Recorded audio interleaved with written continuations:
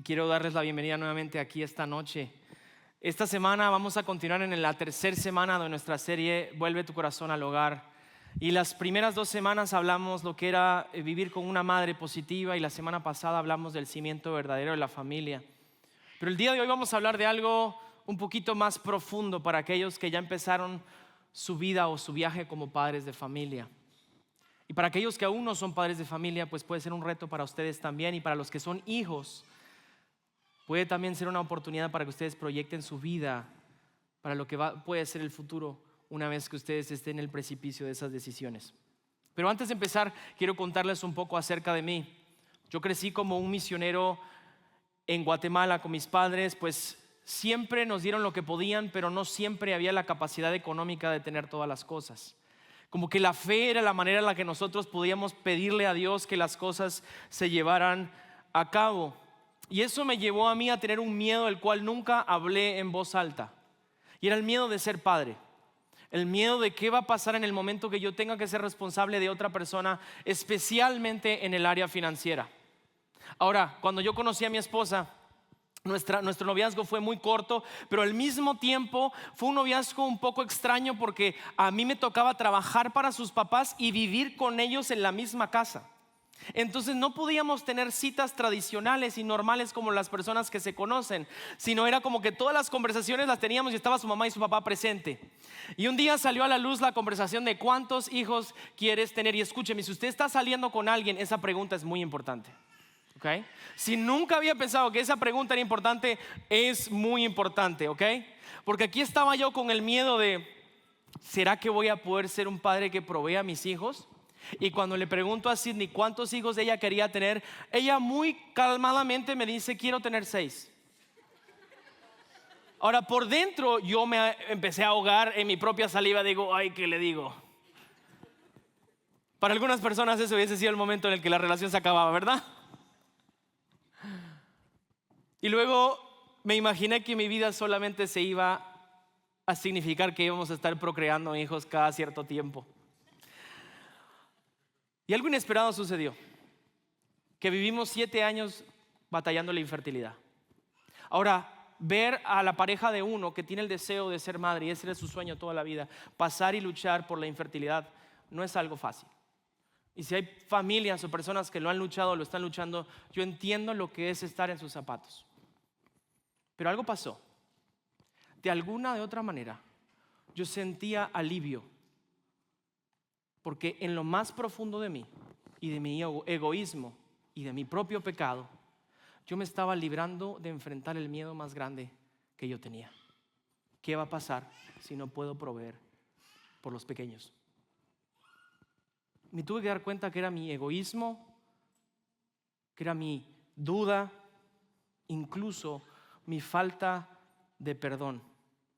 Y me hice una pregunta: ¿qué clase de hombre se siente aliviado solamente porque está egoísta o tiene miedo a una situación que ha sido el sueño de su pareja por tanto tiempo?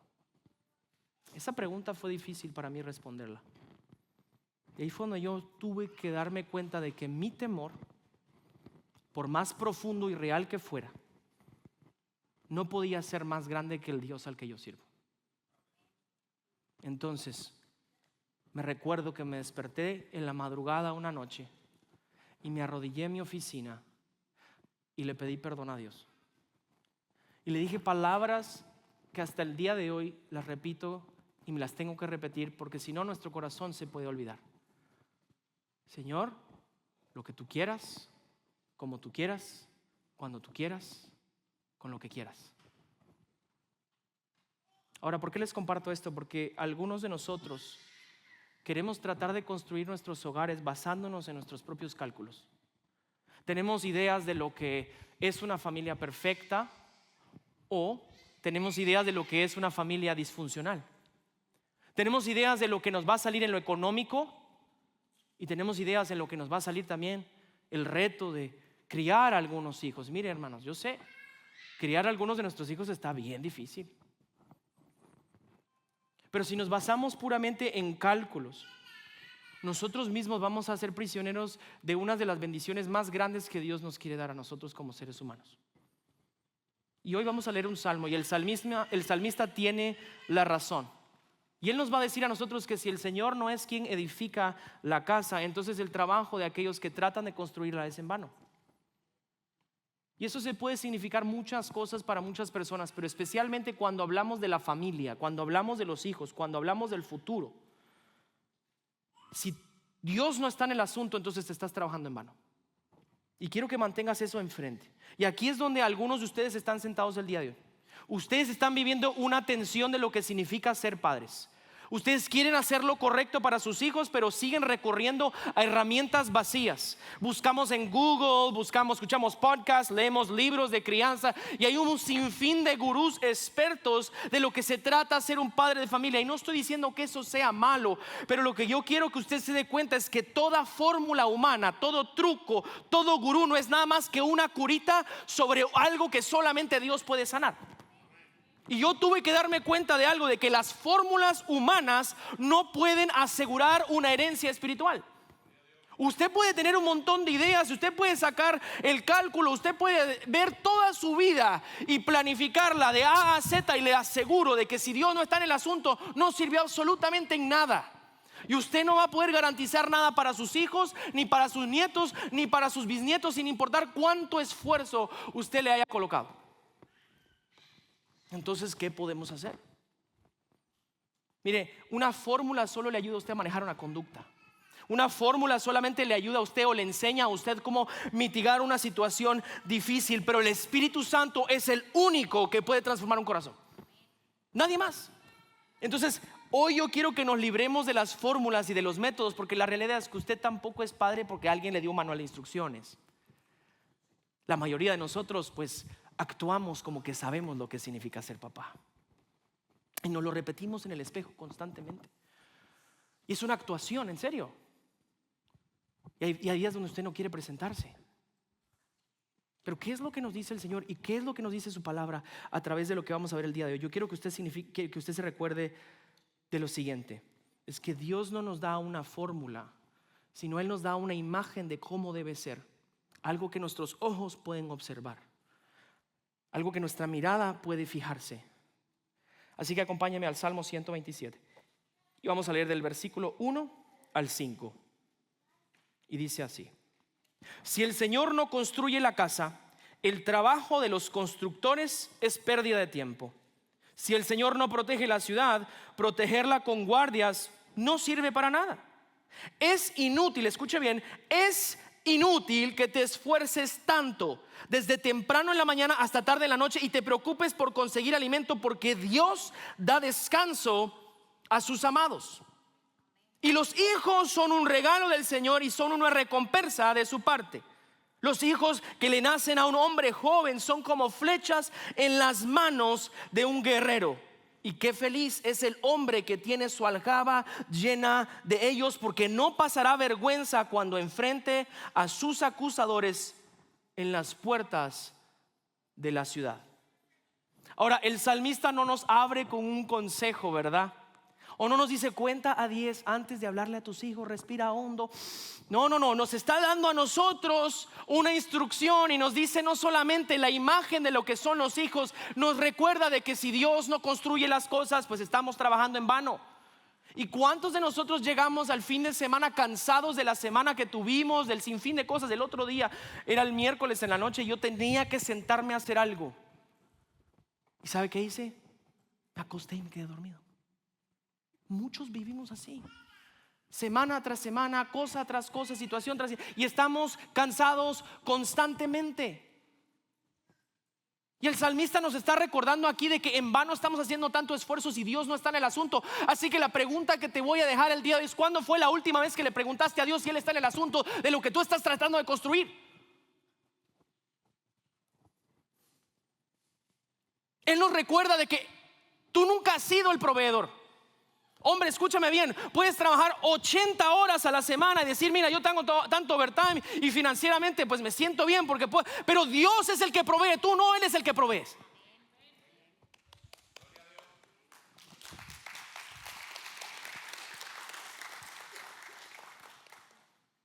Y luego nos da la dirección a los hijos.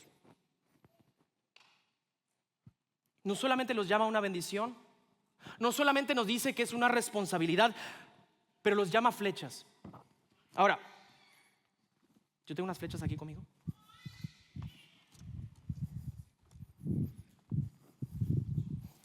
Y las voy a poner aquí por un ratito, ¿ok? No sé si me lo puse bien, pero usted actúa como que sí. Ahora, esta porción de la Biblia me encanta porque la Biblia, o sea, mire, si usted nada más la abre y la lee y no entiende lo que está pasando históricamente, usted se va a perder de muchas de las cosas que están pasando.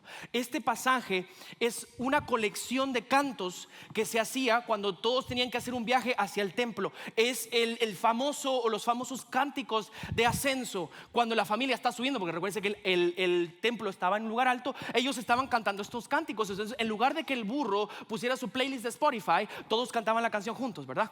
Si usted alguna vez ha viajado con su familia, usted sabe que a los niños les encanta escuchar música. Mi hija, cada vez que me subo en el carro, ya tiene su playlist en la cabeza de lo que quiere escuchar. Entonces, estos eran los cantos, pero en lugar de que el burro los cantara, lo cantaba la familia, ¿verdad? Y hay algo especial de esos viajes familiares. Mire, yo viajé desde la frontera de Canadá hasta Guatemala con mis papás. Dios mío, fue algo bien difícil. Yo tenía 6 años, mi hermana 4 y la otra 2 años, ¿ok? Y mis papás tenían 2 cassettes en todo el viaje. En esa época había cassettes. Si usted no sabe lo que es un cassette, pues es demasiado joven. Dichoso usted. Nosotros no teníamos Apple Music y todo lo que usted tiene el día de hoy. No, eran 2 cassettes y se le daba la vuelta 1 y la vuelta 2. Y mire, hasta la fecha del día de hoy yo le puedo cantar todas las canciones en esos 2 cassettes porque quemaron mi subconsciente. Pero hay algo especial de pasar tiempo juntos yendo a un destino.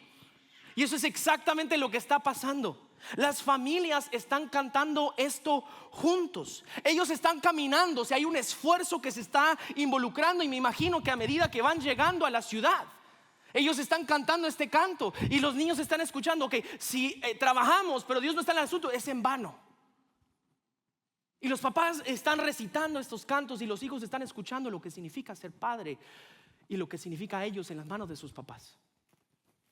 Pero él usa una imagen, no solamente dice, hey, mira, los hijos son importantes y esto es lo que tienes que ver. No, dice, son como flechas. Entonces de pronto cada familia se convierte en una aljaba. Si usted nunca vio una aljaba, es lo que tengo en mi espalda, ¿okay? Es una pieza de cuero donde usted guarda sus flechas. Y de pronto cada familia se convierte en esa aljaba y cada padre de familia es un guerrero y un arquero. Y todo arquero debe saber cómo disparar sus flechas hacia un blanco en específico. Pero mire, una flecha no nada más aparece de la nada. El día de hoy, mire, ni siquiera sé cómo usarlo, ¿ya vio? Creo que está demasiado grande. Ok. El día de hoy las flechas las podemos comprar en el supermercado. En esa época las flechas usted no las compraba en el supermercado, ¿ok? Estas las compré en Walmart, me costaron $4.99. Pero una flecha no nada más aparece de la nada. Una flecha tenía que ser fabricada por el arquero que le iba a disparar. En otras palabras, la persona que iba a utilizar este artefacto como arma en sus manos la tenía que conocer muy bien. No podía agarrar cualquier ramita y tirarla y esperar de que algo bueno sucediera. No, tenía que estar metido en el proceso porque tenían una intención final. Así que lo primero que yo quiero que usted note esta noche es que la flecha debe ser moldeada. Los arqueros, los guerreros estaban involucrados en el proceso. Era una pieza de madera que venía en bruto, pero que ellos tenían que forjar, formar, enderezar y preparar para el destino que tenía esa flecha. Ahora, lo que estamos viendo acá, cuando el salmista nos dice de que los hijos son como una flecha en nuestras manos. Para que una flecha pudiese ser, tiene que ser despojada de su corteza, tiene que ser lijada, tiene que pasar el calor y tiene que pasar presión, porque solo así queda recta y puede llegar al destino al que tiene que ir. Y esta es la verdad sencilla, de que si nosotros no estamos involucrados en el proceso de crianza de nuestros hijos, si nosotros le entregamos esa responsabilidad a alguien más, esa flecha ya no es tuya. Esa flecha se convierte en un arma en las manos de otra persona. Y hoy le estamos dando a nuestros hijos las redes sociales, las tablets, YouTube y todo lo que ellos quieren para que se mantengan entretenidos, porque nosotros tenemos mucho que hacer. Entonces, ¿quién realmente está criándolos? ¿Tú o el mundo? Piensa bien en eso. Mira, esta es una pregunta que yo tuve que hacerme. Mi hija pasaba demasiado tiempo en su tablet y es más, veníamos a la iglesia y le enchufábamos en la tablet. Pero Dios me ha traído convicción, ¿sabes por qué? Porque esa no es mi trabajo, no es mi labor como padre enchufarla a una tablet. El salmista no me dice, y enchufarás a tu hijo en YouTube y mira Cocomelon todas las tardes y todo te saldrá bien. No, la razón por la cual muchos de ustedes están batallando con sus hijos es porque ustedes no están involucrados en el proceso. Ustedes se han lavado las manos del trabajo duro que usted tiene que tomar. Y mire, una persona que trabaja con madera es una persona que tiene manos ásperas y manos hinchadas, porque ellos han pasado el proceso. Y si usted no tiene sus manos sucias, hinchadas y llenas de callos, entonces usted está desconectado. Proverbios 22:6 nos dice: instruye al niño en su camino y aun cuando fuere viejo no se apartará de él. Ahora, ¿cómo lo hacemos, familia? Porque a veces el tema práctico es difícil. Sabemos lo que tenemos que hacer, pero no sabemos cómo emplearlo. Pues hay 4 diferentes etapas de la crianza. La primera es la disciplina. Eso empieza en los años preescolares. Mire, Leo me nació con todas las dificultades que su hermana nunca nos dio. El tipo ya sabe lo que quiere, cómo lo quiere, cuándo lo quiere. En la mañana yo me hice cereal y él quería comerse mi cereal y yo ya le había hecho su comida. Ahora, alguien me dijo: no digas que este es tarudo, di que es determinado. Y le doy gracias a Dios por eso, porque es determinado, sí. Pero me va a costar, ¿ok? No todos los hijos son iguales. Y él tiene 1 año. La semana pasada lo vi saltar con niños de 6, 7, 8 años en un saltarín brincando, como que la vida era de él. Y él tiene 1 año. Pero si no empiezo a marcarle territorio ahorita, decirle dónde él puede, dónde no puede, yo voy a perderme una ventana de oportunidad en la vida de mi hijo. Ay, no, es que es muy chiquito, no hay que regañarlo. Claro que sí. Usted puede delinear en dónde están las áreas de seguridad. Usted puede decir aquí sí y ahí no. Y para aquellos padres que tienen miedo porque mi bebé es muy chiquito, a los 5 años el 80% de su carácter ya está desarrollado. Y a los 7 años el 90% de su personalidad. Así que si usted no empieza ahorita y empieza hasta los 7 años, lo siento mucho, cuando lleguen a los 15 le va a costar un montón. La primera etapa, usted tiene que marcar la disciplina en los años preescolares. La segunda es el entrenamiento, y es cuando estoy hablando. El carácter se maneja se forma en los primeros 5 años y el 90% de su personalidad a la edad de los 7. Esa es la ventana de tiempo donde usted tiene que entrenarlos. Mire la diferencia, la disciplina viene primero y luego el entrenamiento. ¿Cómo hace un atleta? Un atleta es disciplinado, se levanta temprano, hace sus ejercicios y luego va al entrenamiento, ¿no es cierto? No va al entrenamiento primero y después va a ser disciplinado. No, el orden es claro. Y ahí es donde usted empieza a entrenarlo. Ya las conversaciones cambian. Cuando mi hija quiere empezar a llorar por algo, yo la siento y le digo: ya hemos hablado de esto, tú conoces las reglas, no te las tengo que repetir. Tienes razón, papá. Hay que entrenar. No soy padre perfecto, yo estoy ahí con ustedes viviendo la misma experiencia, pero el trabajo lo tengo que poner. Mis manos se tienen que ensuciar. La tercera etapa creo que es una de las más difíciles, y es la etapa del acompañamiento. Es donde usted es coach, entrenador de otra manera, no como lo hablamos en la etapa 2, pero ya es cuando usted permite que sus hijos tomen decisiones, pero usted está observando. Ok, es como ir a ver un partido, ¿verdad? Usted es el coach, usted está viendo cómo están haciendo las jugadas, pero en el momento que algo malo sale, ¿a quién van? Al coach. ¿Qué hacemos? ¿Cómo cambiamos la jugada? Y aquí es donde muchos papás se equivocan, y es en la edad de la juventud, de la adolescencia, preadolescencia. Pensamos de que ahí queremos ser su amigo. Me la voy a ganar para que sea mi amiga para siempre. No. Vive en tu casa, sigue tus reglas, entiende las pautas. Y sí, tiene autonomía y puede tomar decisiones, pero se va a equivocar.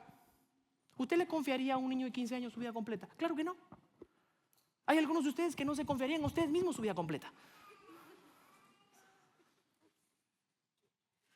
Hay una diferencia. Y la última es en la edad adulta. Escuche esto: usted va a ser padre de familia con niños adultos más tiempo que con niños pequeños, ¿ok? O sea, va a conocer a sus hijos más de adultos que de chicos, ¿sí? Entonces, cuando vemos que es una responsabilidad para toda nuestra vida, es para toda nuestra vida hasta que nos muramos, literalmente. Y esta es la etapa donde usted puede comenzar a desarrollar la amistad con sus hijos, porque ya la conversación cambia. Pero si usted adelanta cualquiera de esos o los cambia de orden, su vida va a ser un caos. Su estabilidad en familia va a ser difícil, sus hijos la van a pasar mal. Y todos aquí como padres de familia queremos ser amigos de nuestros hijos, pero yo no puedo ser amigo de mi hijo a los 6 años como cuando él tenga 26 años. Es algo diferente. Yo tengo que estar preparado. Y si los órdenes los revertimos, entonces vamos a comenzar a darnos cuenta de que las frustraciones que estamos teniendo hoy es por una falta de ayer, no de ahorita. ¿Me está escuchando? No lo estoy regañando, lo estoy amando yo. Así que no apresure las etapas, sepa vivirlas. Vamos a ir al segundo punto, es que el arco necesita constancia. Tengo conmigo aquí un arco.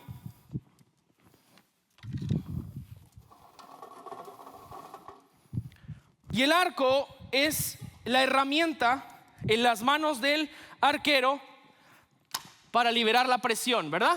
Para liberar la flecha. Entonces, una de las cosas importantes del arco es que esto representa nuestro estilo de crianza.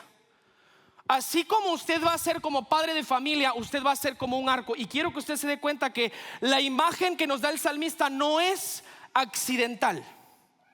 El apóstol Pablo en Efesios 6:4 nos dice: padres, no exasperen a sus hijos a la ira, sino críenlos en disciplina e instrucción del Señor. Tenemos dos características de un arco. Primero, el arco tiene que ser flexible. Mire cuando yo lo tensiono, ¿qué pasa? Hay flexibilidad, ¿ok? Algunos de ustedes siempre quieren ser flexibles. No puede ser flexible todo el tiempo, pero tampoco puede ser rígido todo el tiempo. Si este arco no tuviera flexibilidad, en el momento que yo lo tiro se rompe. Y algunos de nosotros, no, yo tengo que ser el padre que pone las reglas, a mí me tienen que respetar. Si no te has ganado el respeto de tus hijos, es porque no entendiste el balance de la flexibilidad y la constancia. Porque aunque cada vez que yo lo tiro, escucha el sonido, es siempre el mismo. ¿O no es cierto? Es flexible pero constante. Y ese es el tercer punto, de que usted tiene que entender la diferencia entre flexibilidad y constancia. Algunos de nosotros, no, es que yo no puedo ser muy flexible porque si no, pues me van a caminar encima. No. Hay tiempos donde usted puede ser alegre, contento y pasarla bien con sus hijos. No tiene que ser el policía mal encarado, perdón al policía de allá afuera. No siempre tiene que estar enojado. Pero también tiene que ser constante. ¿Sabe por qué? Porque aquí es donde nuestros hijos más nos observan. ¿Será que mamá y papá siempre hacen lo que dicen que hacen? ¿Será que mamá y papá realmente viven de la manera en la que me están exigiendo vivir? Hola. ¿Será que su fe es verdadera? ¿Será que todo esto que me obligan a venir cada semana al sábado, porque mire, de algún momento u otro, al principio usted va a obligar a sus hijos a venir aquí porque ellos no entienden por qué usted está queriendo venir aquí, y en el proceso ellos conocen de Dios y ellos van a querer venir con usted también? Pero el problema más grande está en el área de la fe. Porque si sus hijos ven las grietas en su vida fácilmente, usted es un hipócrita. Usted puede engañarlos mientras son preescolares, pero cuando se convierten en adolescentes, ellos van a ver si Jesús realmente es alguien real para usted o no. Van a hacerse las preguntas difíciles, y cuando usted no pueda comunicarse con ellos, pregúntese: ¿cómo estoy viviendo? ¿Soy constante o soy un despelote? ¿Sabe por qué eso es tan importante? Porque las personas, los hijos mayormente, pueden darse cuenta de que nosotros fingimos la manera en la que vivimos. Y la historia nos deja a nosotros la consecuencia de eso. Hace cientos de años atrás, una familia judía se fue a vivir a Alemania. Y el padre tenía tiendas y vendía cosas. Y él abre una tienda en Alemania, y él era judío y decide convertirse a una iglesia evangélica luterana alemana. Entonces el hijo le pregunta al padre, le dice: mira, papá, ¿cómo así de repente ahora Jesús es el Mesías para ti? Y la respuesta del padre fue: no, en realidad no creo en Dios en lo absoluto. Solo creo que debemos de convertirnos para que las personas compren de nuestra tienda. Ahora, eso quebrantó el corazón desde niño. Eso quebró su espíritu, y se dio cuenta de que la fe no significaba nada para él.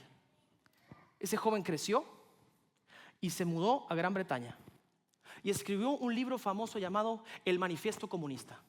Ese hombre era Karl Marx. Ese es el impacto de un padre de familia que no fue constante. ¿Vives lo que dices que vives en tu casa todo tiempo? ¿Las reglas que pones las siguen tus hijos o las pones porque se te le dan la gana pero tú no las sigues? Mire, familia, la constancia es que mis manos no pueden temblar, mi cuerpo no se puede mover. Yo tengo que estar listo, preparado para el momento en el que yo tengo que ser constante. Mi familia lo sabe y mis hijos lo observan. Porque no podemos lanzar una flecha desde un arco inestable e hipócrita. Porque no va a llegar lejos. ¿Cuántos aquí decimos Dios es importante? Pero la lista de prioridades está en lo último. ¿Cuántos aquí decimos yo creo en estas cosas? Pero la hora de la hora, cuando las cosas se ponen difíciles, al último que le clamamos es a Él. La tercera parte y la última parte con la que voy a ir terminando es que la aljaba, es decir, la parte que donde yo tengo mis flechas, se tiene que vaciar.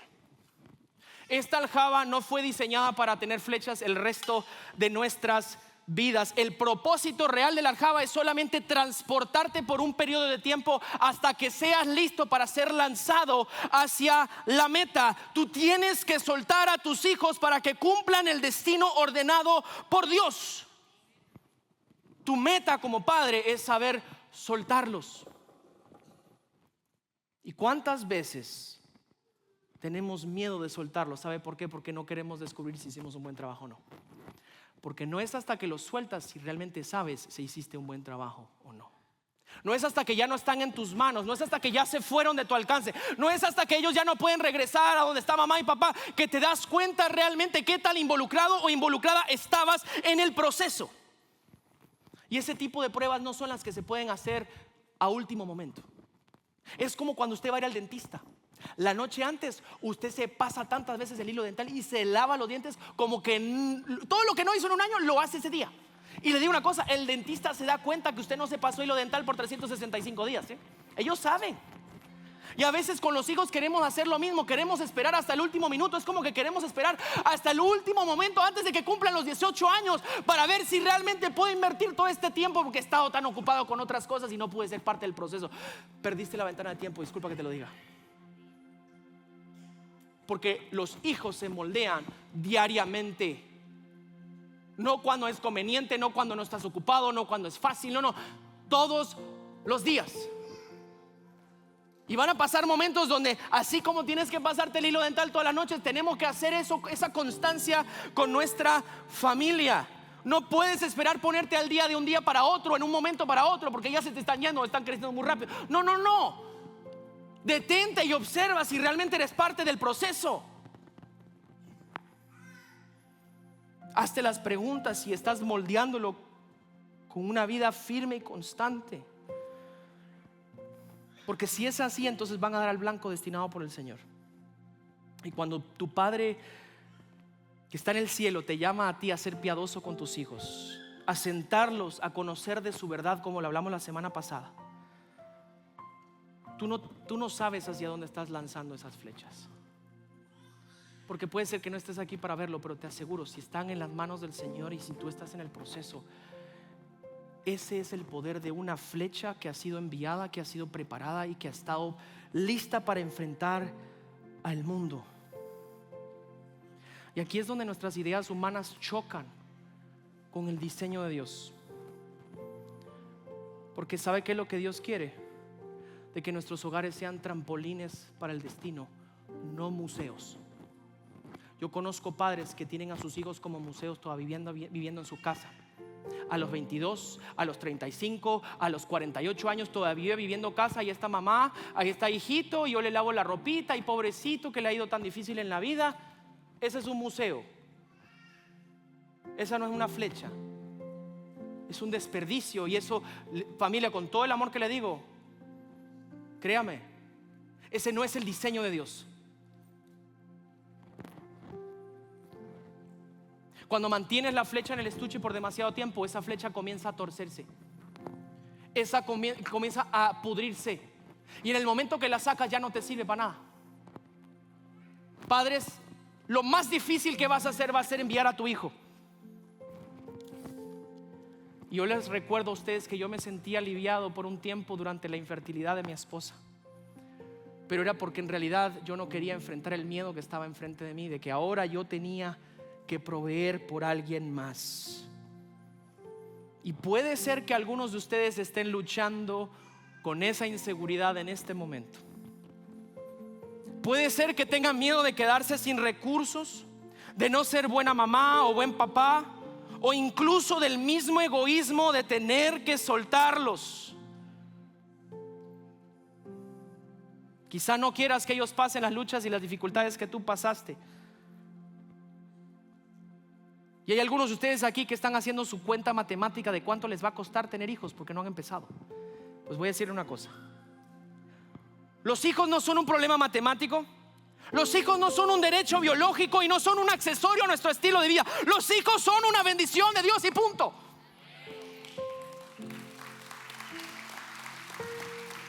Son una bendición de Dios cuando están sanos y cuando están enfermos.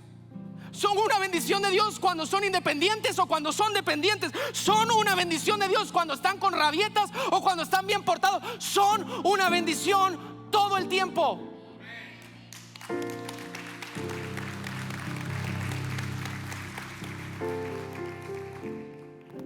Ahora yo quiero que usted imagine lo que eso va a conllevar. Y mire, puede ser que yo no le dé al blanco yo. De una vez se lo digo, porque esto nunca lo he hecho hasta hoy en la tarde. Pasé 2 horas antes de llegar a este momento.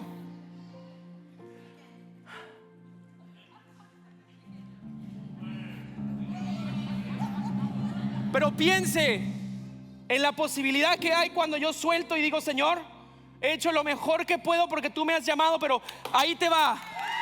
Ahí está mi hijo, cumpliendo el destino, haciendo lo que tú nos has llamado a hacer, siendo padres constantes, flexibles, moldeadores. Dios nos llama a la batalla. Alguien dijo otra, no, por hoy no, ahí vamos a dejarlo.